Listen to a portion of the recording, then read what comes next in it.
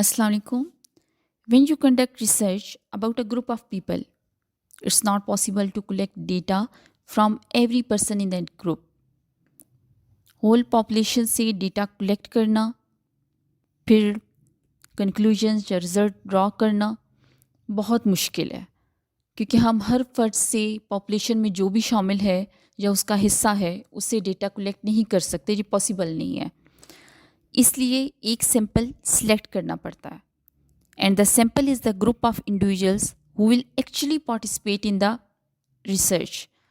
अपने रिजल्ट से valid conclusions को ड्रॉ करने के लिए you have to carefully decide how you will select a sample that is representative of the group as a whole. इसको हम कहते हैं सैम्पलिंग मेथड, कि किस तरह पॉपुलेशन से हम अपने सैंपल को चूज़ करते हैं या सैंपल को सिलेक्ट करते हैं कि होल पॉपुलेशन में से हमने कितने लोगों को लेना है जो हम एज अ सैंपल लेंगे और उनसे अपना डेटा कलेक्ट करेंगे। First you need to understand the difference between population and a sample. Population क्या है और उसमें से हमने सैंपल किस तरह से लेना है या सैंपल क्या है, क्योंकि होल पॉपुलेशन को तो नहीं लिया जा सकता कि उस पूरे पे हम एक रिसर्च कंडक्ट कर दें और सबसे डेटा कलेक्ट करें और फिर हमारे रिजल्ट्स इतने वैलिड नहीं होंगे। तो आइडेंटिफाई किस तरह से करना है कि आपकी टारगेट पॉपुलेशन कौन सी है। तो जो पॉपुलेशन होती है, population is the entire group that you want to draw conclusions about, जिसके बारे में आप रिजल्ट्स निकालना चाहते हैं, जो भी इशू प्रॉब्लम आप लेते हैं उसके बारे में। और जो सैंपल होता है is a specific group of individuals that you will collect data from. वो स्पेसिफिक ग्रुप है उन इंडिविजुअल्स का जहाँ से आपने डेटा कलेक्ट करना है, क्योंकि आप एक सैंपल से या कुछ लोगों से और जितना आप सैंपल लेना चाहते हैं वहाँ से आप डेटा कलेक्ट करेंगे ताकि आपके रिजल्ट्स वैलिड हों। जो पॉपुलेशन होती है वो हम किसी तरह से भी हो सकती है, हम उसको डिफ़ाइन कर सकते हैं in terms of geographical location होती है और इनकम और मैनी अदर करेक्टरिस्टिक्स हो सकती हैं जो आप पॉपुलेशन लेते हैं। हमारी जो पॉपुलेशन है वो इस तरह से भी हो सकती है, लाइक आप लेते हैं कि customers of a certain company ले रहे हैं, आप पेशेंट्स ले रहे हैं with a specific health condition, या आप स्टूडेंट्स ले रहे हैं इन अ सिंगल स्कूल। जब तक आप एक अच्छा सैंपल नहीं लेते और उसमें से सैंपल सही तरह से चूज़ नहीं करते हैं कि या सिलेक्ट नहीं करते हैं अपनी होल पॉपुलेशन में से, तो a lack of representative sample affects the validity of your results. तो आपकी पूरी की पूरी रिसर्च इस चीज़ से इफेक्ट होगी अगर आपने सैम्पलिंग सही तरह से ना की या अपना सैंपल अच्छे तरीके से सिलेक्ट नहीं किया। तो there are two primary types of sampling method that you can use in your research: probability sampling and non probability sampling. Probability sampling होती है जिसमें इन्वॉल्व होती है रैंडम सिलेक्शन, जो आपको अलाउ करती है to make strong statistical inferences about the whole group. And non probability sampling में शामिल होता है नॉन रैंडम सिलेक्शन, जो बेस करती है ऑन कन्वीनियंस और अदर क्राइटेरिया पर और अलाउ करती है आपको कि आप इजीली डेटा कलेक्ट कर सकें। Probability samplings, and there are the four main types of the probability sampling: simple random sample, systematic sample, stratified sample, and cluster sample. Random sample: the individual observations or individuals are chosen in such a way that each has an equal chance of being selected and each choice is independent of any other choice. Whole population में से तमाम individuals को ये choice होती है कि उसमें से कोई भी सिलेक्ट किया जा सकता है, कोई स्ट्रिक्ट रूल नहीं होता है कि हमने वही लोग सिलेक्ट करने, किसी को भी चूज़ किया जा सकता है एज अ सैम्पल। अगर हमने 50 का सैंपल लेना है और हमारे पास 600 स्टूडेंट्स हैं जो किसी भी स्कूल में इनरोल्ड हैं, तो we could place the 600 names in a container and blind folded draw one name at a time until the sample of 50 was selected. ये प्रोसेस करने में बहुत ईजी होता है, लेकिन इसका डिसएडवांटेज ये होता है कि हमें इसमें रिक्वायर होती है कंप्लीट लिस्ट ऑफ पॉपुलेशन, उसको किया जा सके, हमारे पास कंप्लीट लिस्ट मौजूद होनी चाहिए और ये चीज़ मुश्किल है। Systematic sampling: Systematic sampling is similar to simple random sampling, but it is usually slightly easier to conduct. Every member of the population is listed with a number, but instead of randomly generating numbers, individuals are chosen at regular intervals. इसमें से हम पूरी population individuals में से किसी को भी randomly select नहीं करते, बल्कि ना इक्वल चांस होता है सबके पास सिलेक्ट होने का, बल्कि इसमें से हम पहले से डिसाइड कर लेते हैं कि हमें कौन कौन सा नंबर इसमें से सिलेक्ट करना है। इसकी एग्जांपल ऐसे लें कि अगर हमारे पास 1000 एम्प्लॉय हैं या स्टूडेंट्स एम्प्लॉय किसी कंपनी के या स्टूडेंट्स किसी स्कूल में से 1000 पॉपुलेशन में से हमने 100 का सैंपल लेना है, तो यू वुड डिवाइड और the 1000 by 100 and determine that you need to choose every 10th name on the population list. इसमें से आप रैंडमली सेलेक्ट कर लेंगे कि स्टार्टिंग पॉइंट कौन सा होगा, कि हर 10वां आपने उसमें से सिलेक्ट कर लेना है, और तब तक आप उसमें से 10-10 काउंट करते जाएंगे और जब तक आपका 100 का सैंपल पूरा नहीं हो जाता अपनी होल पॉपुलेशन में से। Stratified sampling.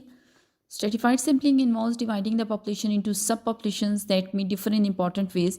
It allows you to draw more precise conclusions by ensuring that every subgroup is properly represented in the sample. इस सैम्पलिंग मेथड को यूज़ करने के लिए पॉपुलेशन को सब ग्रुप में डिवाइड कर लेते हैं, जिसको स्ट्राटा भी बोला जाता है, और वो सब ग्रुप्स डिफरेंट करेक्टरिस्टिक्स पे बेस करते हैं, जेंडर आइडेंटिटी पे, रेंज, एज पे, इनकम पे, जॉब पे, किसी पर भी हो सकती हैं. Based on the overall proportions of the population you calculate how many people should be sampled from each subgroup. Then you use random sampling या systematic sampling, कोई भी sampling आप इनमें से random या systematic यूज़ करके तो अपना सैम्पल सब ग्रुप्स में से, ईच सब ग्रुप में से आप सेलेक्ट कर सकते हैं. इसकी एग्जांपल ले लें कि अगर आपने किसी भी कंपनी में से आपने 800 फीमेल्स एम्प्लॉय और 200 मेल्स एम्प्लॉय वहाँ पर हैं, और वहाँ से आपने अपना सैंपल लेना है, तो you want to ensure that the sample reflects the gender balance of the company. So you sort the population into 2 strata based on gender. Then you use random sampling on each group, selecting 80 women and 20 men, or which gives you a representative sample of 100 people. Cluster sampling.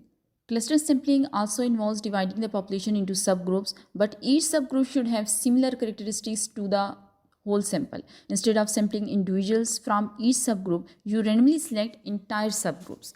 इसकी example इस तरह से ले लें कि अगर cluster sampling में अगर कंपनी के ऑफिस हैं और 10 शहरों में अक्रॉस द कंट्री, ऑल वो जो तमाम के तमाम हैं उनका सेम नंबर एम्प्लॉयज़ हैं और सिमिलर रोल्स प्ले करते हैं. You don't have the capacity to travel to every office to collect your data, so you use random sampling to select 3 offices. These are your clusters. Non-probability sampling, convenience sampling, purposive sampling, snowball sampling, and quota sampling. Convenience sampling. A convenience sample simply introduces the individuals who happen to be most accessible to the researcher. This is an easy and inexpensive way to gather initial data, but there is no way to tell if the sample is representative of the population, so it can't produce valid results. Valid results निकालने के लिए इस sample को हम नहीं ले सकते, क्योंकि हम अपनी एक्सेस के मुताबिक जहाँ पे हमें आसानी होती है रिसर्चर को वो वहाँ से डेटा कलेक्ट कर ले, तो इसलिए इसके रिजल्ट्स इतने वैलिड नहीं कहे जा सकते. इसकी एग्जांपल ऐसे ले लें कि अगर आप एक जो रिसर्चर है उसने ओपिनियंस लेनी है स्टूडेंट की sports services in George university, तो वो हर क्लास के बाद अपनी क्लास के स्टूडेंट्स से उनकी ओपिनियन ले ले, क्योंकि वो उसको इजी भी है वो उनसे ओपिनियन लेना, और उसी के स्टूडेंट्स उसी की क्लास के साथी हैं वो उनसे डेटा कलेक्ट कर लेता है और अपना सर्वे कंप्लीट कर लेता है. लेकिन इसके जो रिज़ल्ट्स होंगे या जो डेटा इसने वो लिया है तो उसके जो रिज़ल्ट्स हैं वो इसलिए वैलिड नहीं रहेंगे क्योंकि वो तमाम यूनिवर्सिटी के स्टूडेंट्स का उसमें से वो डेटा उनसे नहीं लिया गया, बल्कि एक ही सतह के स्टूडेंट्स, एक ही क्लास के स्टूडेंट्स से उसने डेटा कलेक्ट कर लिया. जहाँ उसको ईजी था उसने वहाँ से डेटा कलेक्ट कर लिया. But as you only surveyed the students taking the same classes as you at the same level, and the sample is not representative of all the students at university. Purposive sampling. This type of sampling, also known as judgment sampling, involves the researchers using their expertise to select a sample that is most useful to the purpose of the research. ज़्यादातर ये qualitative research में use की जाती है, क्योंकि non probability sampling में ये qualitative research use की जाती है.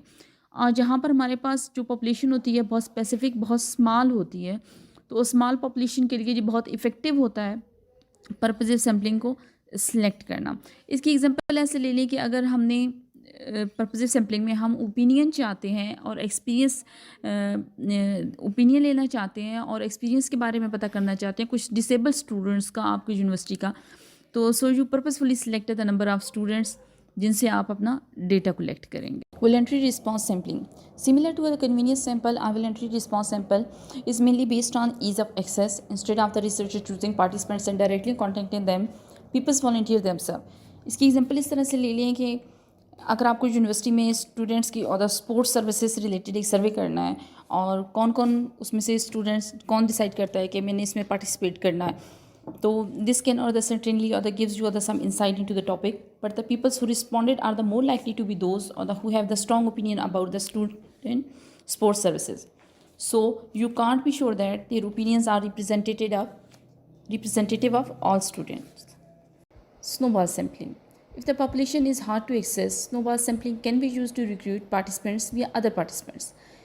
जब दूसरे पार्टिसिपेंट्स तक पहुंचना मुश्किल हो और हमारे पास उनकी तमाम लिस्ट मौजूद ना हो तो स्नोबॉल सैम्पलिंग ली जा सकती है, क्योंकि हम इसमें दूसरे लोगों के थ्रू आगे दूसरे अपने पार्टिसिपेंट्स तक पहुंच सकते हैं या उनका डेटा कलेक्ट कर सकते हैं। इसकी एग्जांपल ऐसे ले लें कि अगर हम रिसर्च कर रहे हैं एक्सपीरियंस के बारे में जो होमलेस पीपल हैं और उनका, तो इनकी लिस्ट मौजूद नहीं होगी कि आपके शहर में कितने ऐसे लोग हैं जो बेघर हैं, तो फिर हम किसी ऐसे बंदे का सहारा लेंगे जो हमें उन लोगों तक लेकर जाएगा जो बेघर हैं या उनसे हमारा कांटेक्ट करवाएगा। तो इस तरह से हम अपना सैंपल ले सकते हैं। Thank you so much.